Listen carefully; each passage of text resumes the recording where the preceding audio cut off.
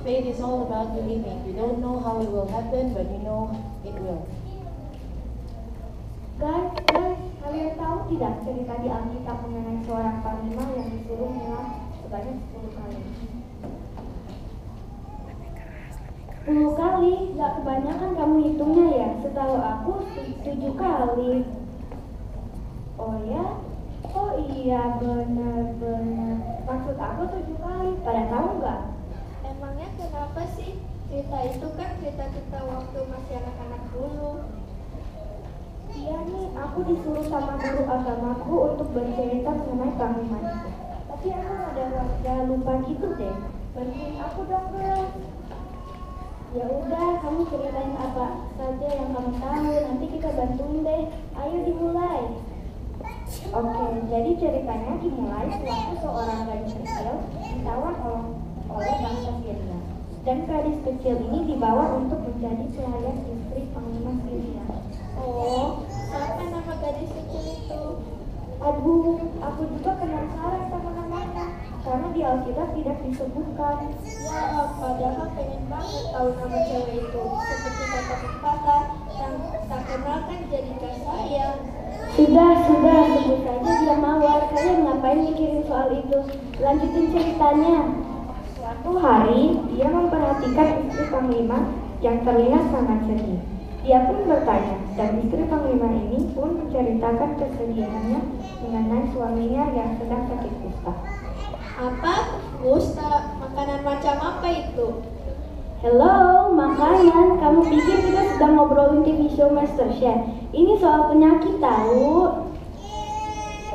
Kusta itu penyakit yang membuat daging tubuh seseorang terlepas dari tubuhnya. Dan penyakit itu sangatlah najis bagi bangsa dahulu kala. Oh, terus?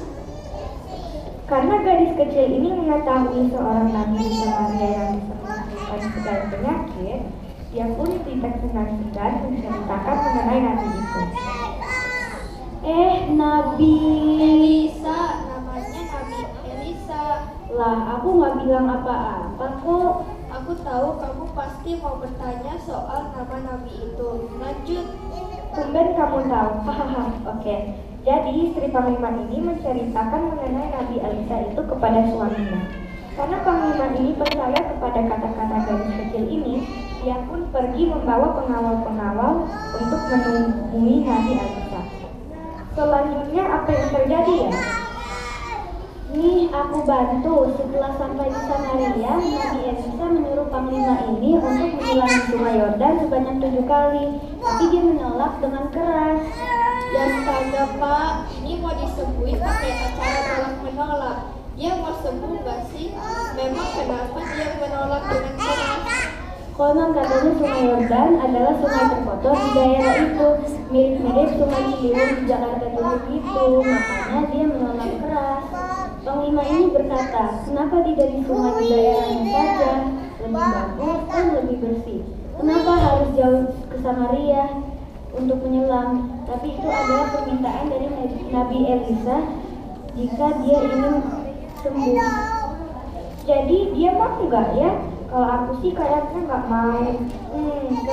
Kalau ceritanya terus ya setelah diyakinkan oleh para pengawalnya untuk percaya kepada Nabi Elisa, dengan berat hati dia pun melakukan apa yang diminta. Beberapa kali dia sempat ingin mundur dan keluar dari sungai itu. Namun karena ingin sembuh, dia pun tetap kuat melakukan penyelaman itu. Dan setelah ke-7 kalinya, aku tahu dia pun sembuh dari penyakit kustanya kan? iya, setelah 7 kali menyelam, keajaiban pun terjadi. Karena semua bagian-bagian tubuhnya yang dahulu hampir lepas berwarna putih-putih sudah hilang. Kulitnya seperti kulit bayi baru lahir dan tidak ada sedikit pun tanda-tanda bahwa dia pernah menderita kusta. Wah, keren banget ya. Padahal dia yang pertamanya nggak mau menyelam di sungai itu. Jadinya malah menyelam dan usahanya tidak sia-sia.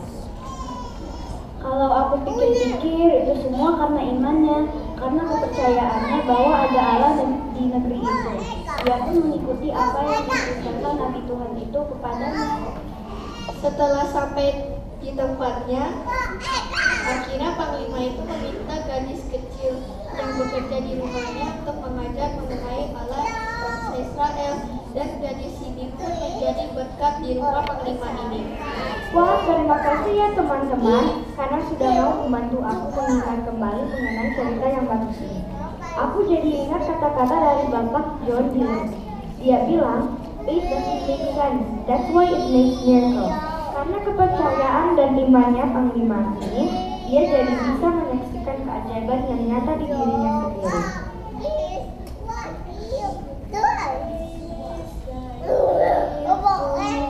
Great is thy faithfulness, morning by morning, new mercies I see.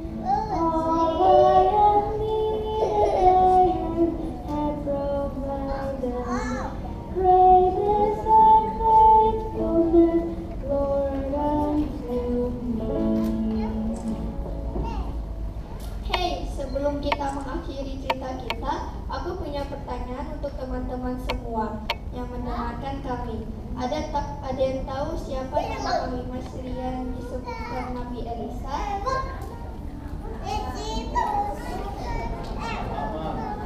Ya, benar sekali, panglima itu bernama Naaman. Dia pun menjadi panglima yang taat kepada Tuhan, karena imannya sudah menunjukkan keajaiban yang nyata di hidupnya. Kami harap teman-teman semua bisa seperti Naaman yang bisa merasakan keajaiban. Karena kepercayaannya dan iman teman-teman yang kuat. Selamat sabat, Tuhan memberkati.